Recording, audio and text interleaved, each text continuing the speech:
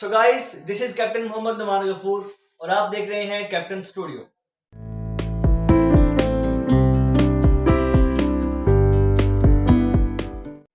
ये नई playlist math से रिलेटेड होने वाली है, जो आप लोगों को मैथ के कॉन्सेप्ट बहुत ही इजी और सिंपल वे में समझाएगी। सो गाइस, आपने हमारी वीडियो रेगुलरली वॉच करनी है और हमारे चैनल को सब्सक्राइब करना है ताकि आपको हर नई आने वाली वीडियो जल्द से जल्द मिल सके। आज हम सेकेंड ईयर का एक बहुत ही इंपॉर्टेंट टॉपिक डिस्कस करने वाले हैं, जो कि है डेरिवेटिव। लेकिन डेरिवेटिव से पहले हम देखेंगे derivation versus differentiation. So guys, अगर हम इनके नामों पे फोकस करें तो ये लिखा हुआ है डेरिवेशन वर्सेस डिफरेंशिएशन। दरअसल ये दोनों डिफरेंट चीजें नहीं है बिल्कुल भी, ये दोनों एक ही चीज का नाम है। दरअसल ये दोनों प्रोसेसेस हैं कि हम डेरिवेटिव किस तरीके से ले सकते हैं। The process of taking derivative is known as derivation और डिफरेंशिएशन। सो इनमें कोई डिफरेंस नहीं है गाइस, आप लोगों ने ये बात याद रखनी है कि ये दोनों सेम चीजें हैं। यहाँ बात आती है डेरिवेटिव की, जो कि हमारे चैप्टर नंबर 2 में बहुत ही इंपॉर्टेंट चीज है कि डेरिवेटिव होता क्या है, इसको लेने के प्रोसेसेस क्या हैं और हम किन किन तरीकों से अपने डेरिवेटिव को परफॉर्म कर सकते हैं। साथ ही साथ हम एंड पर देखेंगे कुछ एग्जांपल्स जो हमारी एक्सरसाइजेस से होंगे। सो चंद क्वेश्चन मैं आपको सॉल्व करवाऊंगा, बाकी उससे रिलेटेड होंगे, तो आप लोग उसकी प्रैक्टिस कीजिएगा। और नीचे दिए गए व्हाट्सएप नंबर पर आप हमें मैसेज करके अपनी कोई भी क्यूरी दूर कर सकते हैं। तो चलिए समझते हैं सबसे पहले कि डेरिवेटिव क्या चीज होती है।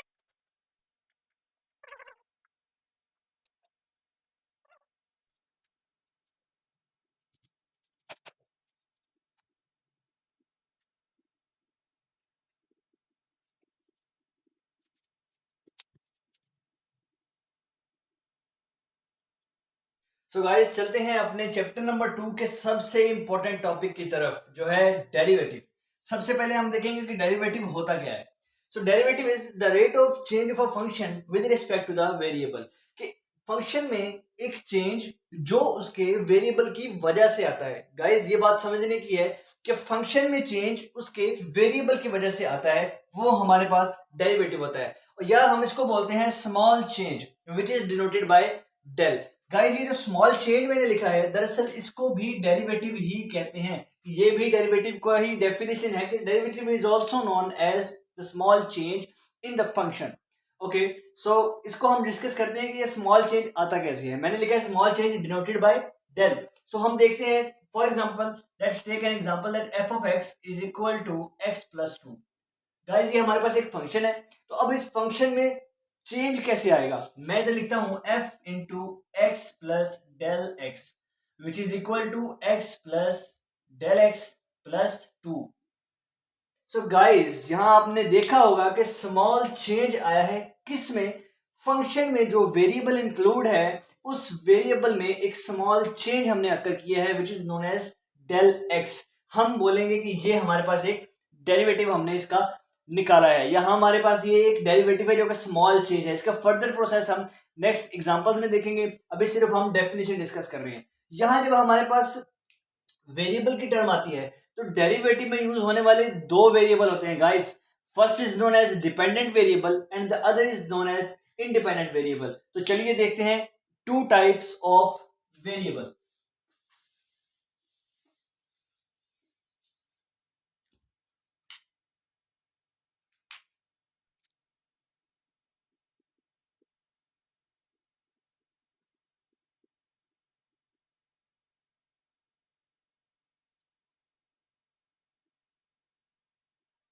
सो गाइस, हम आ चुके हैं अपने वेरिएबल की टाइप्स पे कि वेरिएबल की सिर्फ दो टाइप्स होती हैं। First is known as dependent variable and the other is known as independent variable.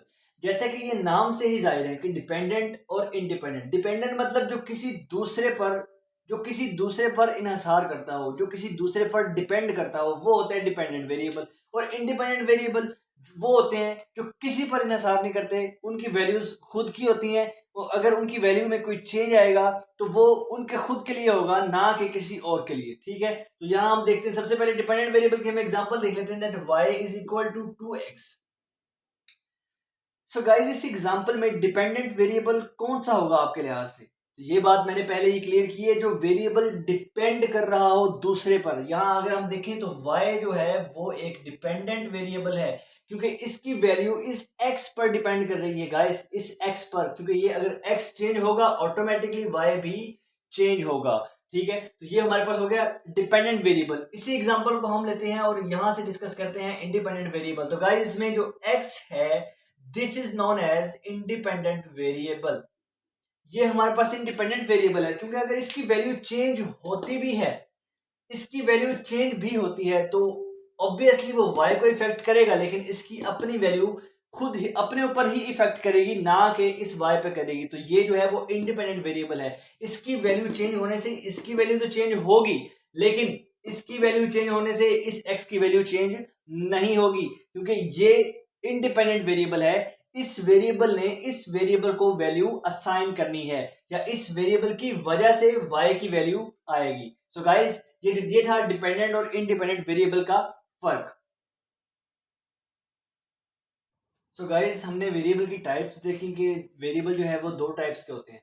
उसके बाद अब हमारे पास जो नेक्स्ट स्टेप है वो है कि डेरिवेटिव को हम डेरिवेटिव की कौन से नोटेशंस हैं जिनसे हम डेरिवेटिव को हम अपनी नेक्स्ट एक्सरसाइजेज में जो है वो यूज कर सकते हैं।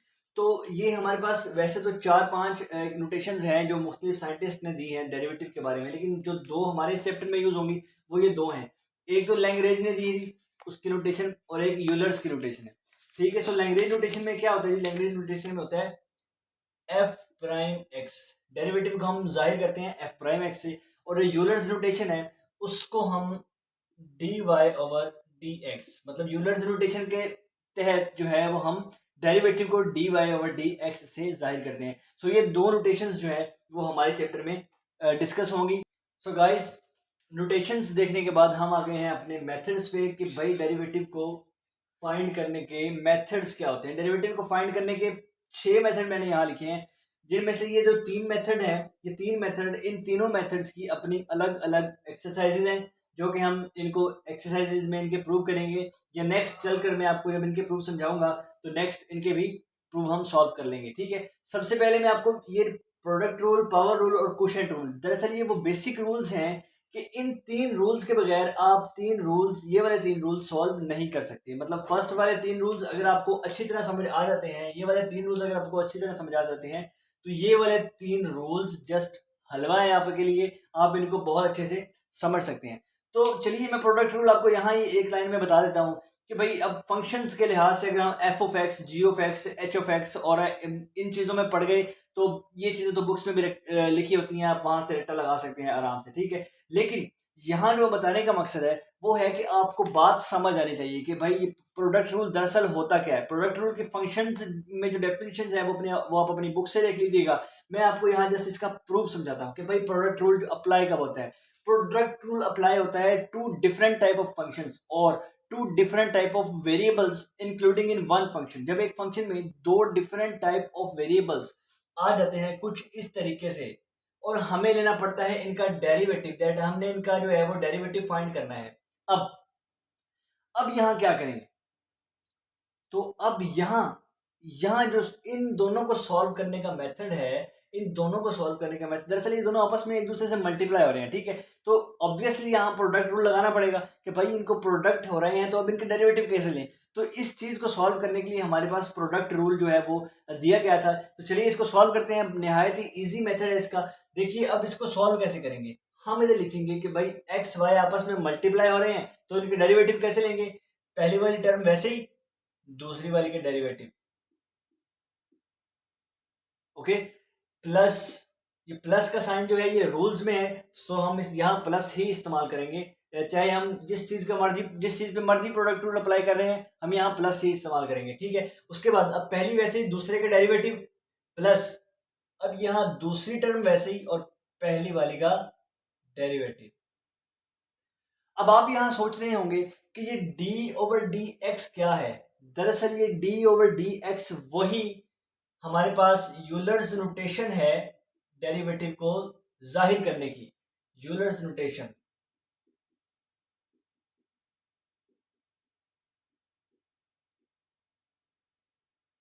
दरअसल ये d ओवर डी एक्स जो मैंने लिखा है वो वही यूलर्स नोटेशन है इसको जाहिर करने की, डेरिवेटिव को जाहिर करने की। ठीक है, तो यहाँ एक और बात बड़ी इंपॉर्टेंट है कि हम डेरिवेटिव में जो वेरिएबल लेते हैं डी ओवर डी एक्स, ये दरअसल ये एक्स क्या है, ये हमेशा हमारे पास ये एक्स, इसका मतलब ये नहीं है कि हमने हमेशा एक्स से रिलेटेड ही लेना है, हमने लेना है जो हमारे पास ओरिजिनल, जो हमारे पास फंक्शन में इंडिपेंडेंट वेरिएबल है, वो हमने यहाँ x की जगह पर लेना है। अगर हमारे पास फंक्शन में इंडिपेंडेंट वेरिएबल y है तो यहाँ हम d ओवर डी वाई लिखेंगे। अगर हमारे पास फंक्शन में इंडिपेंडेंट वेरिएबल u है तो हम यहाँ d ओवर डी यू लिखेंगे। ठीक है, तो ये था हमारा प्रोडक्ट रूल कि अगर दो मल्टीप्लाई हो रहे हैं आपस में तो हम क्या करेंगे, पहली वैसे ही दूसरे का डेरिवेटिव प्लस दूसरी टर्म वैसे ही और पहले वाले का डेरिवेटिव। अच्छा, तो चलिए अब चलते हैं अपने पावर रूल की तरफ। पावर रूल क्योंकि नाम से ही जाहिर है, अगर किसी फंक्शन की पावर आ जाए, मिसाल के तौर पे हमने अब ये देख लिया हमने इसका, अब हम देखते हैं पावर रूल। अब पावर रूल किस तरह ले सकते हैं, पावर रूल हम देखते हैं कुछ इस तरीके से।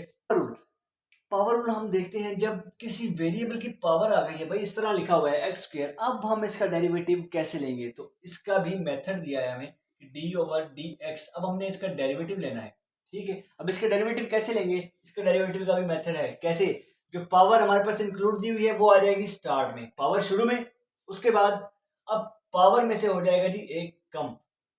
ठीक है, पावर शुरू में, पावर में से एक लेस कर दिया, अब आगे क्या करना है, पावर शुरू में पावर में से एक कम करके अब पावर के बगैर जस्ट वेरिएबल का हमने ले लेना है डेरिवेटिव, इस तरीके से। तो ये हमारे पास पावर रूल है। तो गाइस आप देख रहे हैं कि निहायत सिंपल मेथड है ये प्रोडक्ट रूल और पावर रूल को समझने का, कि अगर हमारे पास अब पावर रूल हमने लेना है, किसी भी वेरिएबल की पावर अगर इंक्लूड होती है तो पावर रूल कैसे लिखेंगे, पावर रूल लिखेंगे एक्स स्क्वायर। फॉर एग्जांपल हमारे पास एक्स स्क्वायर है तो हमने इसका पावर रूल अब लेना है, तो डेरिवेटिव लेने के लिए हमें पावर रूल लगाना पड़ेगा। तो कैसे करेंगे, पावर शुरू में, पावर में से एक कम और पावर के बगैर इसका डेरिवेटिव। तो ये हमारे पास हो गया इसका पावर रूल। ओके, तो अब नेक्स्ट चलते हैं हम क्वोशिएंट रूल पे। सो गाइज हम आ गए हैं नेक्स्ट क्वोशिएंट रूल पे कि क्वोशिएंट रूल क्या होता है। दरअसल ये क्वोशिएंट रूल होता है हमारे पास जो ऐसे वेरिएबल्स जो आपस में डिवाइड हो रहे हो। हमने मल्टीप्लिकेशन का रूल भी देखा, हमने पावर का भी देखा, अब हम देखते हैं कि अगर दो वेरिएबल आपस में डिवाइड हो रहे हैं कुछ इस तरीके से गाइज, तब हम इसका डेरिवेटिव कैसे लेंगे, है ना जबरदस्त चीज। तो चलिए इसका डेरिवेटिव लेते हैं भाई, with respect to independent variable हमने इसका डेरिवेटिव लेना है। तो चलिए इसका डेरिवेटिव लेते हैं। अब इसका डेरिवेटिव कैसे लेना है, अब ये तो आपस में डिवीजन में है ना, तो चलिए इस पे क्वोशिएंट रूल ही अप्लाई होगा। जब भी दो वेरिएबल आपस में डिवाइड हो रहे होंगे हम उस पे प्रोडक्ट रूल नहीं लगा सकते, पावर रूल नहीं लगा सकते, वहां हम इंप्लीमेंट करेंगे क्वोशिएंट रूल। चलिए इसको इंप्लीमेंट करते हैं। कैसे इंप्लीमेंट होगा, ये वाली का स्क्वायर, ये वाली नीचे वाली टर्म एज इट इज ऊपर, ओके, नीचे वाली का स्क्वायर नीचे वाली ऊपर, वैसे ही ऊपर वाले का डेरिवेटिव लेना है हमने कुछ इस तरीके से। ठीक है गाइस, नीचे वाली का स्क्वायर नीचे वाली टर्म का स्क्वायर, या डिनोमिनेटर में जो टर्म पड़ी है वो डिनोमिनेटर का स्क्वायर, डिनोमिनेटर ऊपर वैसे ही, और फिर नोमिनेटर का डेरिवेटिव, दरम्यान में आ जाएगा माइनस। गाइस यहाँ एक बात याद रखिएगा, प्रोडक्ट रूल में हमेशा प्लस आता है और क्वोशिएंट रूल में हमेशा माइनस आता है, ये बात आपने याद रखनी है। नीचे वाले का स्क्वायर नीचे वाले ऊपर वैसे ही, ऊपर वाले का डेरिवेटिव माइनस, अब ऊपर वाली वैसी आ जाएगी, मतलब x ऊपर पड़ा है नोमिनेटर में तो वो एज इट इज आ जाएगा। अब जो नीचे वाली टर्म थी y, उसका हम ले लेंगे डेरिवेटिव।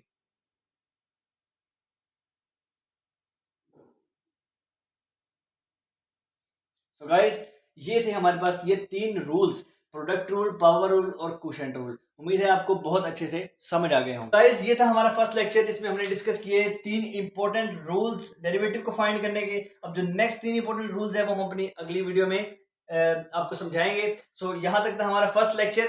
हमारे चैनल को सब्सक्राइब कर दें, और जिन दोस्तों को मैथ्स समझने में मुश्किल होती है, यहाँ आपको बहुत ही इजी मेथड समझाए जाते हैं, तो आप काइंडली ये वीडियो उनको शेयर कर दें। और अगर आपको वीडियो पसंद आई हो तो लाइक भी जरूर कर दीजिएगा। मिलते हैं नेक्स्ट वीडियो में।